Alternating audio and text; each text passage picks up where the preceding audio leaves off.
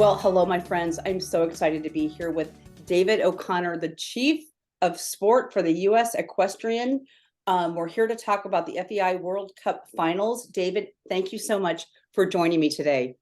Well, thank you for having me. We're looking forward to coming out here in another 2 weeks.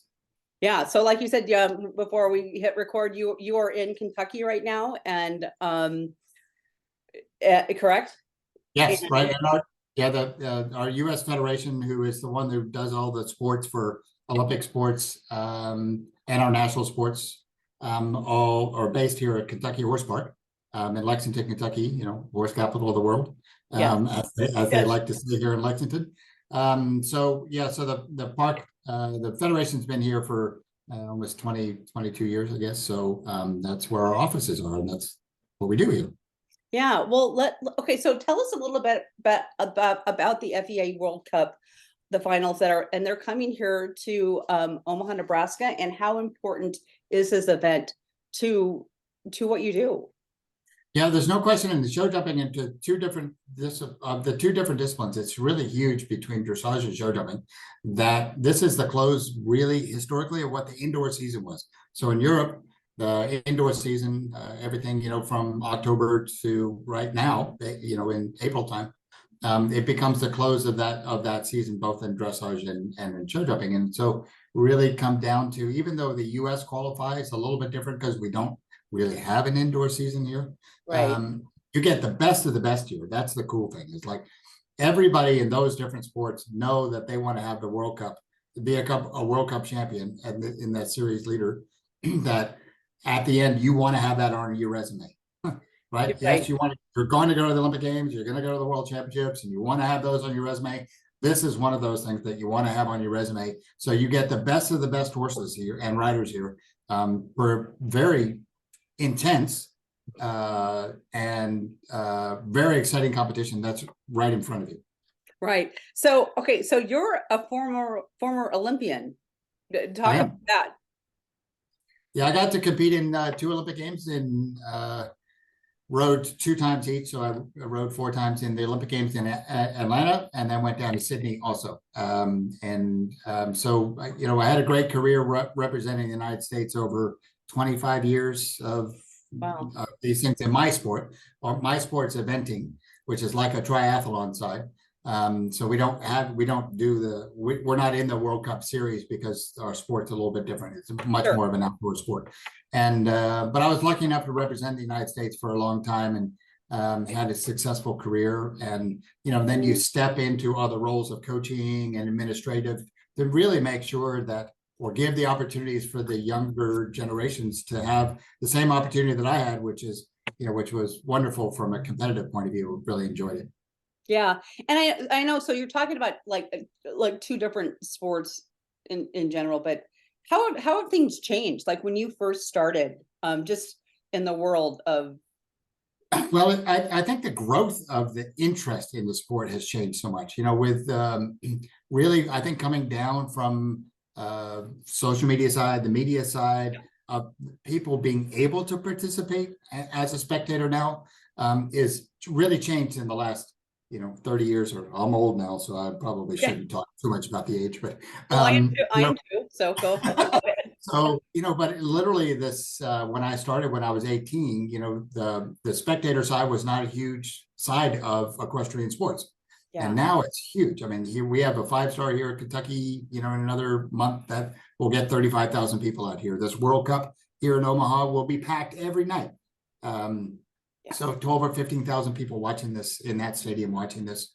And it's electric when you feel like that. So I think one of the things that's changed is it become, instead of just a horse show or a horse event, this is now a sporting event.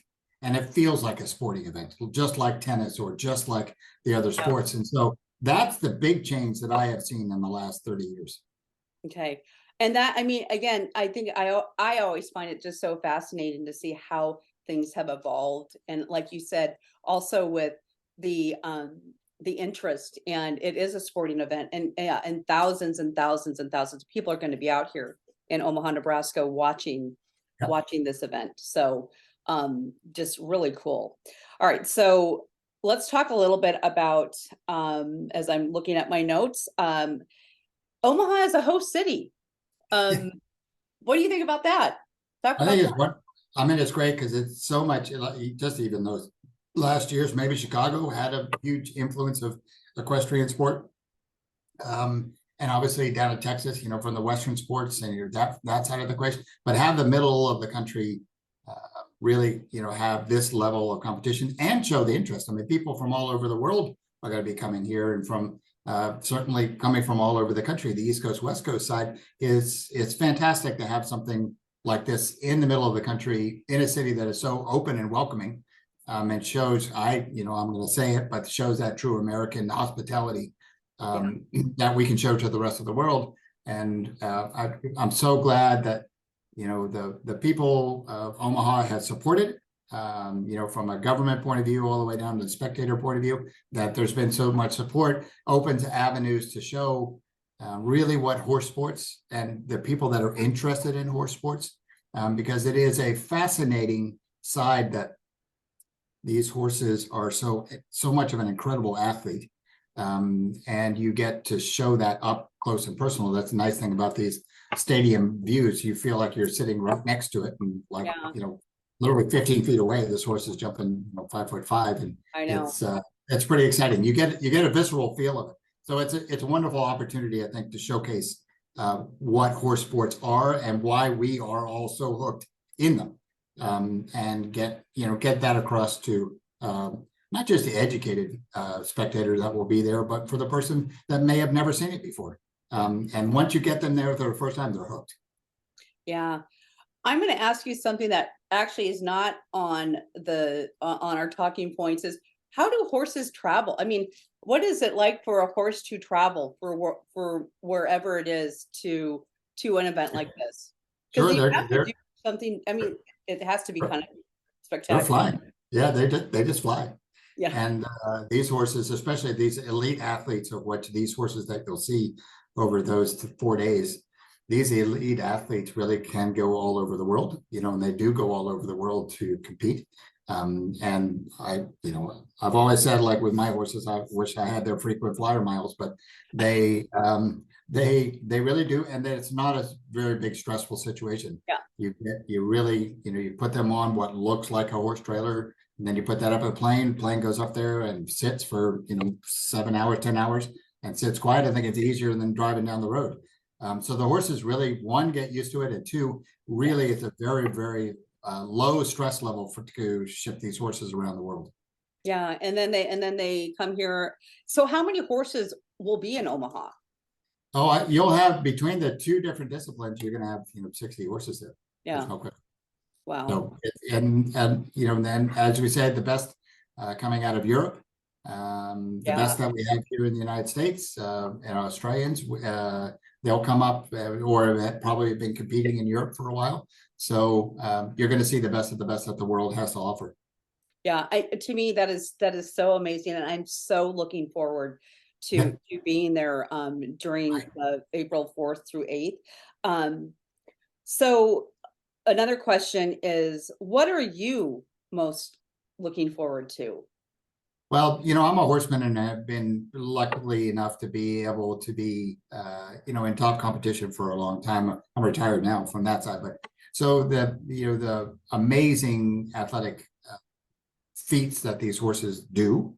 And obviously from a horseman's point of view, I'm always looking at further attitudes and their thought process. And I always and I'm still, even now, 40 years after being in the sport for so long, I'm still fascinated by horses and their thought process and how they go through it, because there's no way you can make a horse do what you're about to see here. You can't make them do it. They end up, through their education over years and years and years and years, they get to the place where they love it so much that they are huge competitors and competitor partners. And so studying that from my point of view, I watch that all day long, no matter what sport. I mean, lots of different sports. Yeah. So because that's a question just popped in my head. Do the horses know they're competing? I mean, do they know that there's an expectation of them? But I totally get that they have to love what they do, because it's beautiful what they do. But do they know? They absolutely do love it. And horses, you will have horses absolutely rise to the occasion. I mean, they know that they're in the stand. They feel the excitement of it. Yeah. Do they, they're not a species that are thinking, okay, 4 days from now, I'm actually going to be in Omaha. They're not going to be like that. Right. They're going to be, Yeah. when they get to Omaha and they are in the warm up, like, oh, this is the game. And you will have horses over and over and over and over just rise to another level of their competitiveness because of the environment that they're in.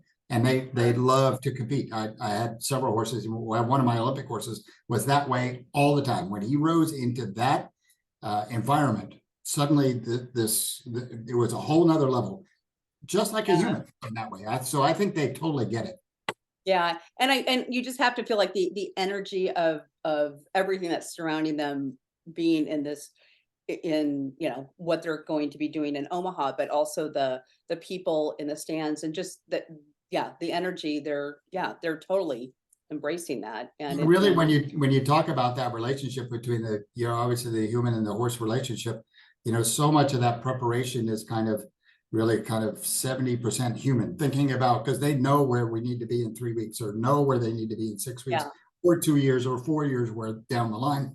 And so much of that very, very specific training, which has been built up over hundreds of years, is really from that side. And then on, so it's like 70-30, right? And then on the day of competition, it almost switches itself, right? So that I totally see. I totally get the rider guides and says here, and now the horse uses all of its athletic to be able to solve the puzzle. So you can see the relationship switches as they get into competition. Oh my gosh, that's so beautiful, and that's just so amazing. That's it is. Yeah, I mean, I've been in it for a long time, and I'm still amazed. Yeah.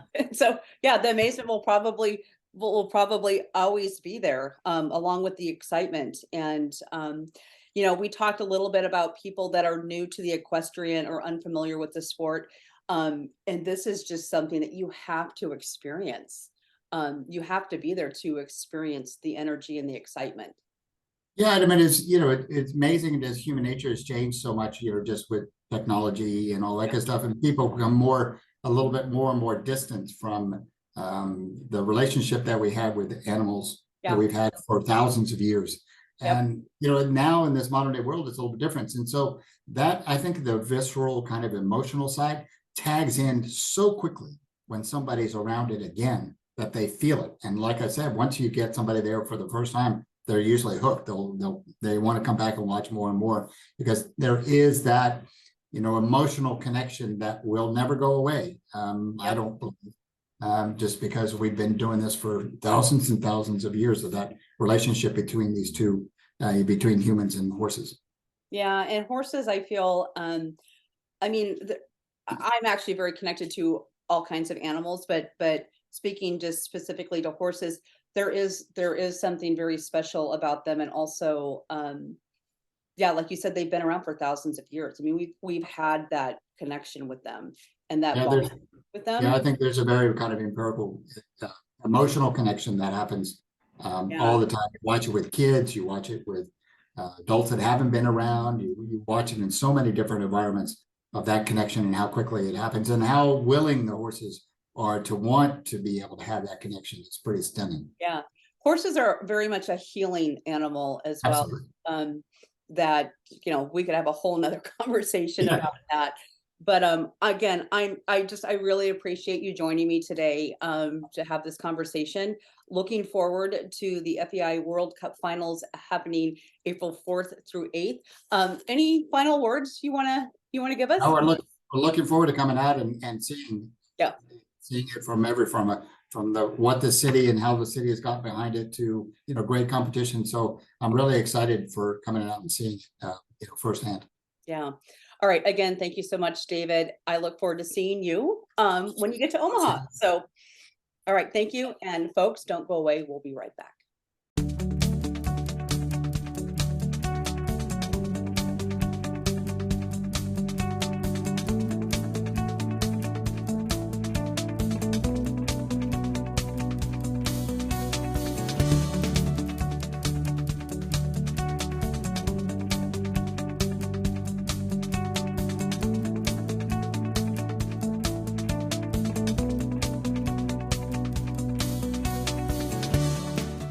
Well, hello, my friends. I'm excited to be here with Carol Patrick, the Chief Philanthropy Officer of Visiting Nurses Association, the VNA.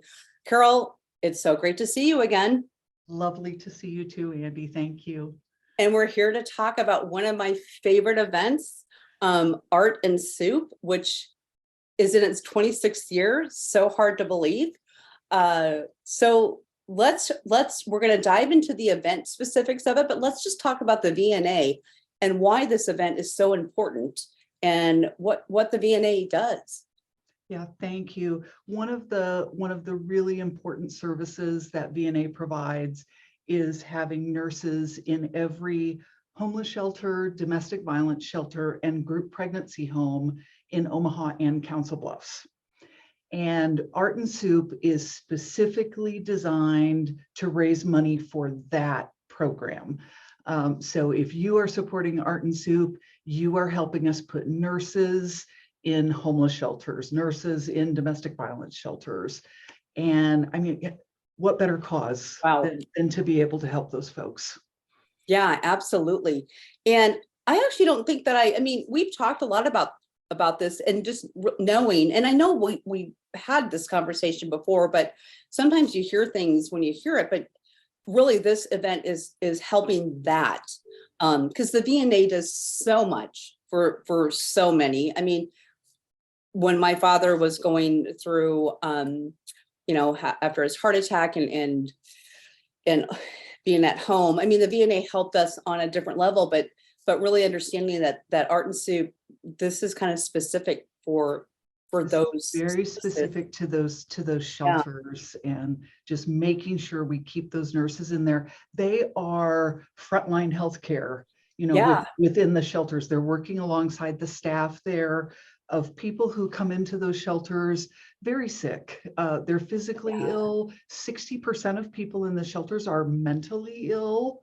And so you've got a combination of needs there where it's just so important to be right on the front line and to help out folks who are so very vulnerable. Yep. Yeah, absolutely. So I'm going to touch on a subject that we just talked before I hit record, because we were talking about the history. Here we are 26 years later. This actually started we were talking about the venue, the Durham Museum, and then it moved to the Holiday Inn on 72nd, which is no longer there. And then just looking over the last few years with the pandemic and that one, so 2020, it was in February, and then 2021, versus just canceling it, the VNA said, hey, we're going to do this regardless. We're going to have a drive-through. We're going to do it virtual. And you guys did it. So let's just talk briefly about that. Yeah, and thanks to the community for really pivoting with us that year, because what we did was we put the art for sale online, and then the restaurants still participated, and they made soup, and we put it in takeout containers. And as folks came through, they drove through our parking lot, picked up soup, grabbed their art. We got a chance. We played, Boomer Radio was here, and we played music, and just thanks to the community for realizing that need didn't go away just because of COVID. In fact, it probably increased in having those nurses in the shelters and in dealing with the spread that was happening, within the homeless shelters with COVID. And so we could not be more grateful, but I'm also very happy to have it back in person. Yeah, I mean, absolutely. Yeah, and so am I. And I'll just say this one last thing. I mean, like we said, regardless of what is happening in the world impacting like everybody, that this event just continued on, and you just pivoted. So this year, for the second year, is going to be at the Omaha Design Center. Yes, Omaha Design Center. We shifted there last year, and we had so many people who came through last year and said, oh, this is a perfect place for this event. And what a wonderful venue. And if for those maybe who have not experienced Art and Soup, I think it's so unique in the realm of fundraisers. And there's no, there's no tables for 10, there's no holding up a paddle, there's no ice sculptures. It's a really fun atmosphere where you come in. We've got these amazing restaurants that come in. And I want to mention, I've got my notes here, Andy. I've got a few of the restaurants that I know are going to be there this year. Sternella, Biaggi's, Big Mama's, Shucks. And then some of our shelters are going to be there again this year too. I know Open Door Mission is going to be there. We invited the shelters last year to come and participate. And so we're excited for them to be there. The restaurants donate all of the food that they serve at our event. And then these amazing artists are also there. We have this indoor art festival, and every artist, and so many different genres there, but every artist makes a commitment to donate at least 50% of their sales to the cause. And that's just incredible. But you can go around, there's sculptures, there's painting, there's jewelry. Jeff Katerba is going to be there. The cartoonist Jeff's going to be there this year. And we're just, we love the variety of those things that we're there to offer. So you come and you enjoy the great food and the festive atmosphere, and you can buy art, and then you can just come and go as you please. It truly is. I mean, I've been to this event so many times, and I'm looking over here because I'm looking at the website, and I'm seeing VNAtoday.org, and I'm on the Art and Soup 2023 page. That here you can buy tickets, but it truly is this event. During the day on a Sunday that you go, and you not only connect with the artists, but you can actually talk to the artists, and you can talk to the people from the restaurant, the chefs, and I mean, they're taking great pride. I mean, there are winners from the best soup. This is something that is a lot of thought is put into, and it might be a soup that they have on their that is their signature soup. Or it might be something new from them. And often it's just something really, really creative. And a great example of that, Andy, is Matt Mosier from Sternella is with us every year. And he always comes up with just a creative soup, but he's there himself. And Matt's one of the owners of Sternella, but he's also the chef. And so you've got a great opportunity to come to this event and have those conversations and it's unlike, I mean, this is the original event that's unlike any event that they have out there. And I just you want to come experience it if you haven't, and if you have, I'm just sure you want to come back. Yep, absolutely. So again, it's on Sunday, April 16th, and Omaha Design Center. You can buy tickets at VNAtoday.org. /Art and Soup. Art and Soup. There's valet parking, which it is. I'm looking about, which is valet parking.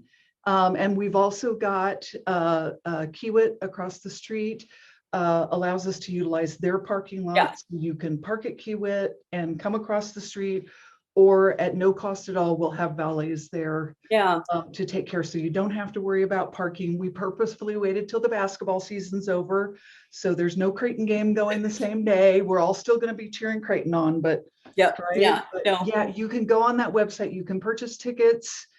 You can volunteer. We still need volunteers. And if you volunteer, you get into the event free. So all right. Okay. And also corporate sponsorships. I'll just throw that out there. There are some folks that hear this and go, we could do something through our organization. Please do. Yeah. And I would highly encourage businesses to look at that as well. So 2 to 5 p.m. We are like 30 seconds left.